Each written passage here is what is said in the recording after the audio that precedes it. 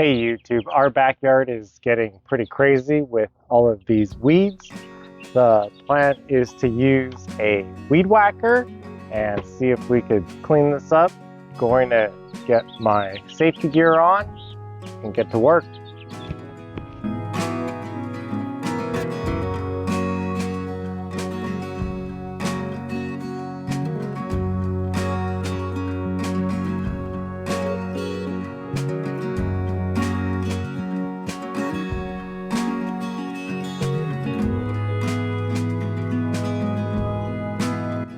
That was actually pretty fun.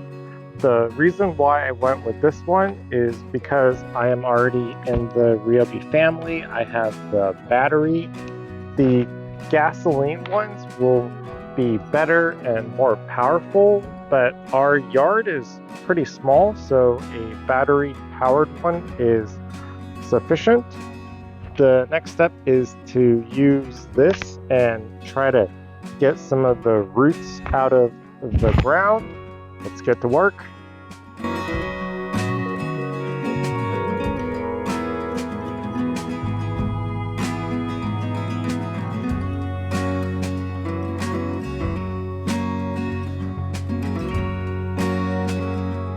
We have more to do.